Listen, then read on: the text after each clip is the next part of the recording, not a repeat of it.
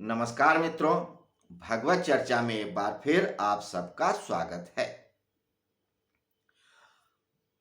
हम लोगों ने भगवत गीता के 12 अध्यायों पे चर्चा किया।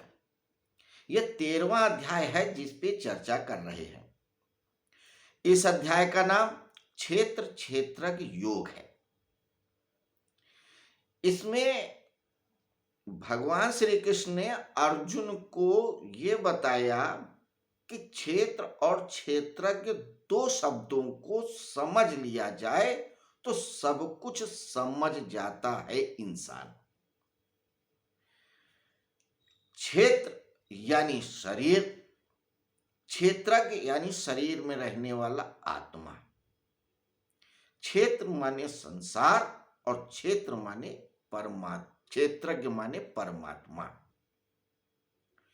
तो क्षेत्र और क्षेत्रज्ञ जिसे जड़ और चेतन भी कह सकते हैं, यही चार शब्द हैं दो ही, लेकिन चाहे आप क्षेत्र कह लो और जड़ कह लो, चाहे क्षेत्रज्ञ कह लो और चेतन कह लो, क्योंकि क्षेत्रज्ञ ही चेतन है और क्षेत्र ही जड़ है। इन्हीं दोनों तत्वों को जान ले व्यक्ति तो सब कुछ जान जाता है। अब एक बात जान लीजिए, जानने का अर्थ यहां शाब्दिक नहीं है, अनुभव से है। जब हम किसी भी बात को, किसी भी पदार्थ को, किसी भी वस्तु को अनुभव से जानते हैं तो हम उसके यथार्थ स्वरूप को जान जाते हैं। और जब सिर्फ शब्द से जानते हैं तो उनके बारे में सिर्फ एक जानकारी भर होती है, इंफॉर्मेशन। तो जो सत्य है, जो परमात्मा है, जो आत्मा है, जो क्षेत्रज्ञ है, जो क्षेत्र है, जो जड़ है, वो सिर्फ इंफॉर्मेशन नहीं है, वो एक अनुभव की बात है। और जब इस बात का अनुभव हो जाता है कि जड़ अलग है और चेतन अलग है, तो व्यक्ति के सारे द्वंद्व, सारे कष्ट, सारा अज्ञान मिट जाता है। तो भगवान श्री कृष्ण जब जानने की बात करते हैं तो उसे अनुभव में लेने को समझिए, शाब्दिक को या शाब्दिक रूप से उसको जानने को मत समझिए। हम हैं या सारे मनुष्य हैं, शब्द पे ही जोर देते हैं, अनुभव पे जोर ही नहीं दे रहे हैं। लोग बड़ी बड़ी किताबें पढ़ रहे हैं, लोग बड़े बड़े प्रवचन सुन ले रहे हैं, लोग चीजों को रट लेते हैं, सूत्रों को रट लेते हैं, श्लोकों को रट लेते हैं, सोचते हैं हमें ज्ञान हो गया। उस ज्ञान का दो कौड़ी का मूल्य नहीं है। उससे अच्छा तो आप गूगल को देख लीजिए, कोई भी चीज टाइप करिए आपको मिल जाएगी। क्या जरूरत है रटने की? आत्मा की परिभाषा है, आप गूगल सर्च करिए मिल जाएगी। परमात्मा की क्या परिभाषा है, गूगल सर्च करिए मिल जाएगी। वेद में क्या है, गूगल सर्च करिए मिल जाएगा। तो आज के जरूरत में रटने की जरूरत क्या है? आज के वक्त में कोई जरूरत नहीं है कि रटा जाए, पढ़ा जाए। पढ़ा जाए ठीक है जानकारी के लिए, लेकिन उसको ज्ञान न समझाए। ज्ञान का अर्थ है अनुभव। तो जब कृष्ण कह रहे हैं जानो, तो इसका अर्थ है अनुभव में लो। तो अभी तक हम लोगों ने जो भी जाना कि ये क्षेत्र है और ये जड़ है, ये चेतन है, या आत्मा या परमात्मा है, उसको अनुभव में लीजिए। अनुभव में लेने के लिए 20 साधन बताए हैं इसी अध्याय में। उन 20 साधनों के द्वारा हम जान सकते हैं। तो खैर, इस अध्याय के 17 श्लोकों तक भगवान श्री कृष्ण ने क्षेत्र और क्षेत्रज्ञ को सम्यक रूप से बताया। अब उसके बाद से 19वें श्लोक से 34वें श्लोक तक विस्तार से बता रहे हैं, दूसरे तरीके से बता रहे हैं। अब वो जो दूसरे तरीके से क्षेत्र और क्षेत्रज्ञ को समझा रहे हैं, उसी पे चर्चा चल रही है। तो पहले उन्होंने बताया कि दो पदार्थ जो क्षेत्र और क्षेत्रज्ञ हैं अनादि हैं, जिनका कोई आदि और अंत नहीं है।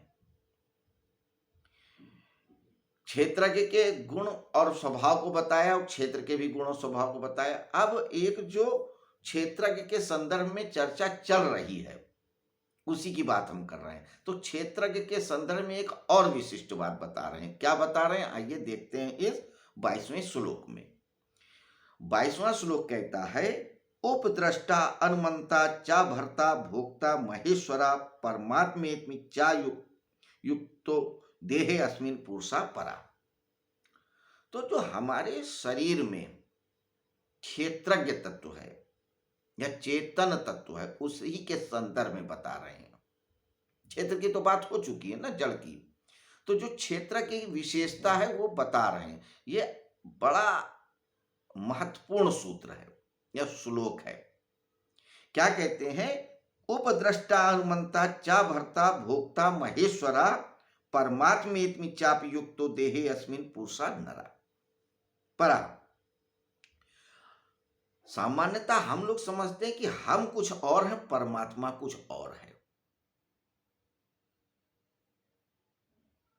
इसी को समझा रहे हैं कि हमारी गलत फहमी है। जो हमारे अंदर चेतन तत्व है वही उपद्रष्टा भी है, अनुमंता भी है, भर्ता भी है, भोक्ता भी है और परमात्मा भी है। यही सब कुछ है। आइए शब्दों को थोड़ा और समझें। कहते हैं उपद्रष्टा अनुमंता, ये जो हमारे अंदर जो चेतन तत्व है उपद्रष्टा है। उप माने छोटा, जैसे उपराष्ट्रपति बनाते हैं, उपाध्यक्ष बनाते हैं, मतलब जो सर्वोच्च है उससे नीचे की कैटेगरी का। तो यहाँ पे जिस पुरुष की बात कर रहे हैं, चेतन तत्व की बात कर रहे हैं, उस परम चेतन से नीचे के स्तर का। नीचे का स्तर का अर्थ ये नहीं कि उससे किसी मामले में कम है बिल्कुल वही, लेकिन जो परम चेतन है वो सर्वत्र व्याप्त है, वो प्रकृति के साथ जुड़ा नहीं है। और जो चेतन हमारे शरीर के अंदर, उसे समझाने की दृष्टि में वो भी है सर्वत्र व्याप्त, लेकिन हमने मान रखा ये समझाने की दृष्टि से वो हमारे जो शरीर के अंदर जो चेतन तत्व है वो उपद्रष्टा हो जाता है। वैसे तो सर्वज्ञ है, सर्वसमर्थवान है, लेकिन हमने उसको बहुत छोटा दर्जा दे रखा है, छोटे रूप में। ये उपद्रष्टा है। उपद्रष्टा मतलब कि वो देखने वाला है कि ये हमारा शरीर है, ये हमारे विचार हैं, ये हमारे भाव हैं, ये हमारा परिवार है, ये हमारा गोत्र है, ये हमारा गुण है। तो ये जो देख रहा है ये उपद्रष्टा है, वो अभी समग्र नहीं देख पा रहा है, वो छोटा सा हिस्सा देख रहा है, इसलिए उपद्रष्टा है।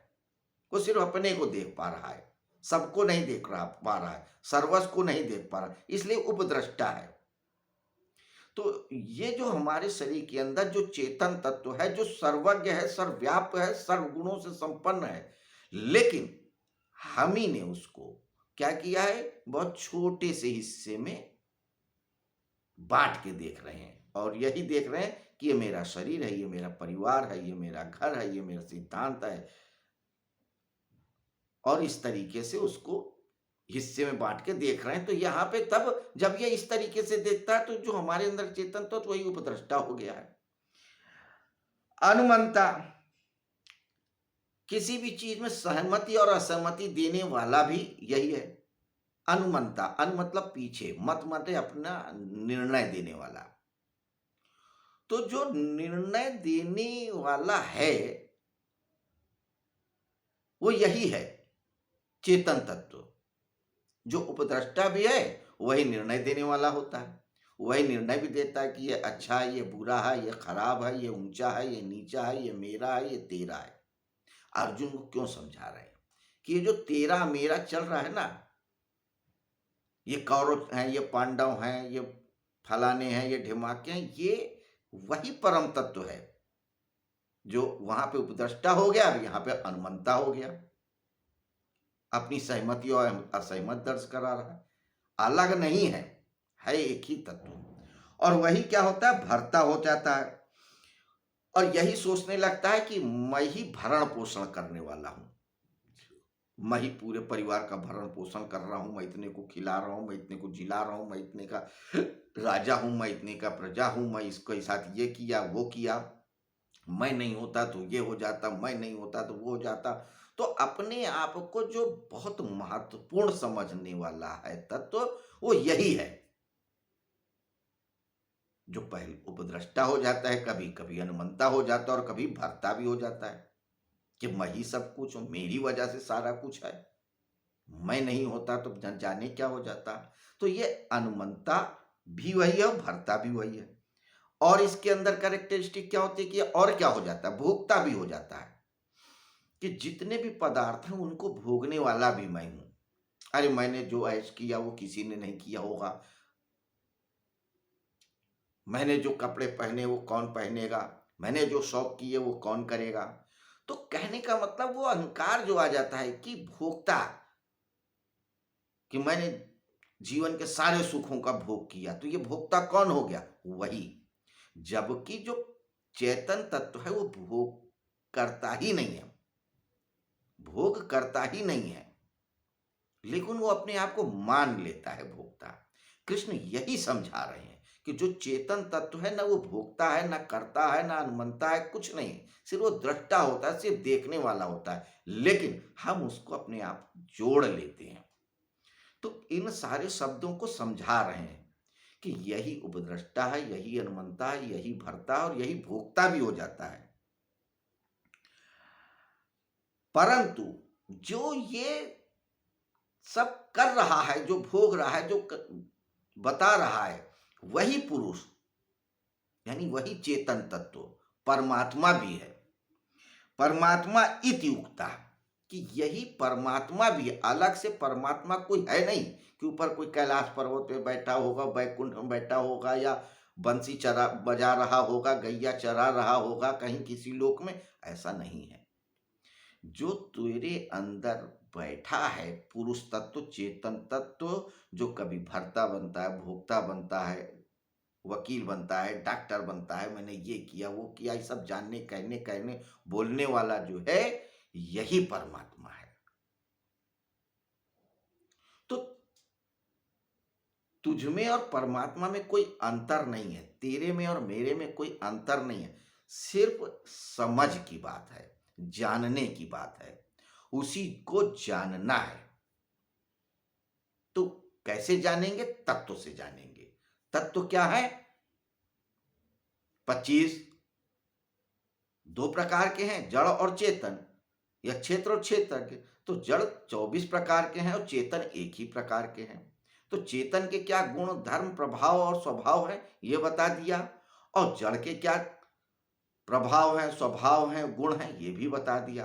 तो जब तू जड़ और चेतन के इस स्वभाव को, गुण को, कर्म को जान लेगा अनुभव से, तो तू इन सब बातों से परे होकर के जान जाएगा कि मेरे अंदर का जो आत्मा है वही परमात्मा है। इसी बात को सिद्ध करने के लिए ये श्लोक कहा है। तो बड़ा महत्वपूर्ण श्लोक है कि कोई भी पदार्थ अलग नहीं है, सब कुछ वासुदेव ही है। अलग सिर्फ हमारी समझ है, हमने अलग मान रखा है कि परमात्मा कुछ और है, आत्मा कुछ और है, जड़ कुछ और है, संसार कुछ और है। ऐसा कतई नहीं है।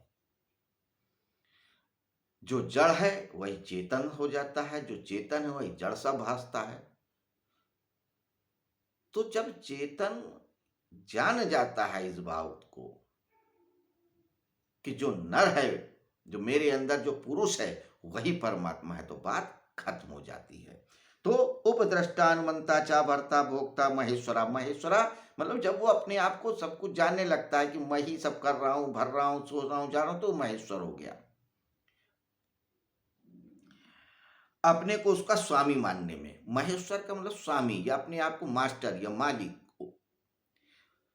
जानने लगता है कि नहीं, ये मेरा घर है, ये मैं परिवार हूं, मैं इतने का राजा हूं, तो महेश्वर। तो कहने का मतलब ये है कि भगवान कहते हैं कि उपद्रष्टानुमंता चा भर्ता भोक्ता महेश्वरा परमात्मेति चा युक्तो देहे अस्मिन पुरुषा नर परा, कि ये हमारे देह में जो पुरुष तत्व है, चेतन तत्व है, यही परमात्मा है, यही महेश्वर है, यही भोक्ता है, यही हनुमंता है, यही भरता, यही सब कुछ है, कुछ अलग से है ही नहीं। बस जानने की बात है अस्तित्व से। तो मित्रों, ये चेतन तत्व क्षेत्र तत्व की एक और विशिष्टता बताई। तो जो प्रकरण चल रहा है क्षेत्रज्ञ तत्व पे चल रहा है। अब इसी तत्व पे आगे और क्या बताएंगे भगवान श्री कृष्ण, वो हम कल देखेंगे 23वें श्लोक को। आज 22वें श्लोक पे जो चर्चा किया वो यहीं पे अब हम समाप्त करते हैं। तो मित्रों, एक एक श्लोक को खुद भी पढ़ें, मनन करें, चिंतन करें, निधिध्यासन करें, तभी श्लोक अपना अर्थ खोलेंगे। वरना जब कभी आप भगवान वेदव्यास का अभ्यास पढ़ेंगे तो कुछ और बात समझ में आएगी, प्रभुपाद जी की पुस्तक पढ़ेंगे तो कुछ और बात समझ में आएगी, बाबा राम सुखदास को पढ़ेंगे कुछ और समझ में आएगा, गांधी को पढ़ेंगे कुछ और समझ में आएगा, विनोबा को पढ़ेंगे कुछ और समझ में आएगा। तो जितने लोगों ने भाष्य लिखा हो, टीका लिखा हो, व्याख्या लिखा हो, पढ़ेंगे तो उतना ही कंफ्यूज हो जाएंगे। कोई कर्म की बात करेगा कि भगवत गीता में कर्म है, कोई कहेगा कि नहीं इसमें ज्ञान है, कोई कहेगा कि भक्ति है। फिर आप सोचेंगे कि वास्तव में है क्या। तो है क्या, भक्ति है, कर्म है, ज्ञान है, या इसके अलावा कुछ भी नहीं है और कुछ भी है, ये तभी अपना अर्थ खुलेगा आपके लिए जब आप खुद पढ़ेंगे, मनन करेंगे, चिंतन करेंगे। और तब जो अर्थ खुलेगा वही आपके लिए श्रेयस्कर होगा, वही आपका मार्ग होगा। बाकी ये तो